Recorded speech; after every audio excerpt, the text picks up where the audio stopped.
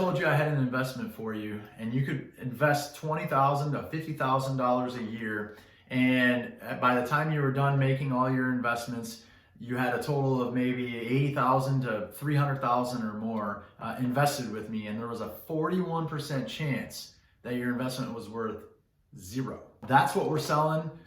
That's the investment that we're selling to kids and parents of children that are about ready to go to college in the United States today. So the numbers you see right here are numbers from the Federal Reserve Bank of New York.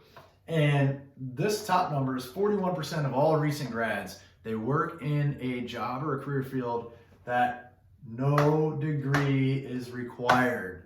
And so I think that's important to differentiate the fact that that doesn't mean they're working in a field that they didn't go to school for. It means that regardless of where they're working, that job that they have didn't require a college degree. So in essence, they're underemployed.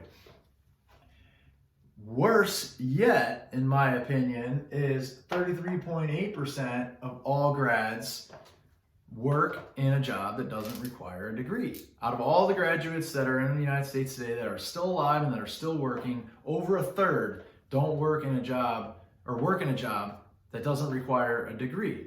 And so when it comes to student loan debt, this is what I just want to put this out here is when it comes to student loan debt, I think it's really important to educate our children and the parents of the children that are making these decisions every single year that a large portion of the people that go to school will never use that degree.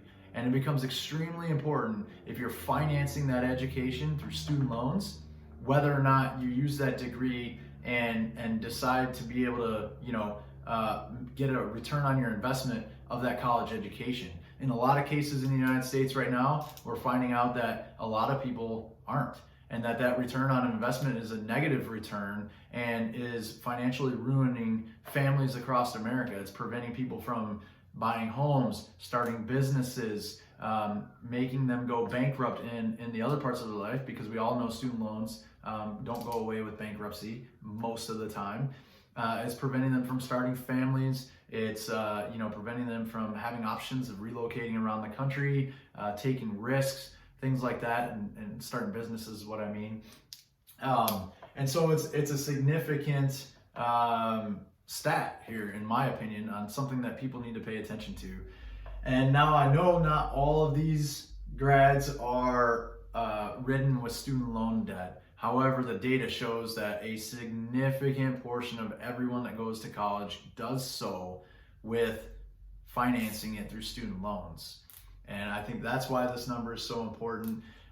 Looking through the data, it looks like criminal justice, business, of course, and arts, those are the ones where people find themselves not working or not working in their degree field of their degree, obviously, but in addition, working jobs that don't require any college degree whatsoever.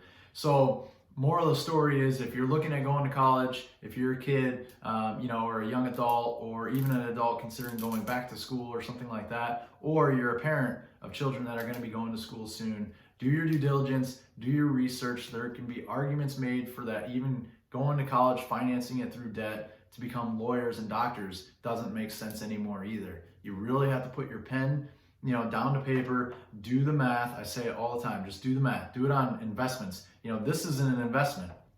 People want to consider college an investment, then do the math like you would on any other investment and look at the ROI. If the ROI doesn't make sense, even if you're going to be a doctor or a lawyer or something else like that, figure out how to make it make sense. You have to figure out how to do it without debt, or you have to figure out how to do it through paid programs at hospitals or something else like that. But regardless, put pen to paper, figure out if it makes sense. In a lot of cases, most people, if they did the math, they'd figure out it doesn't make any sense at all to go into crazy amounts of debt to get a college degree just to find out that you don't use your degree.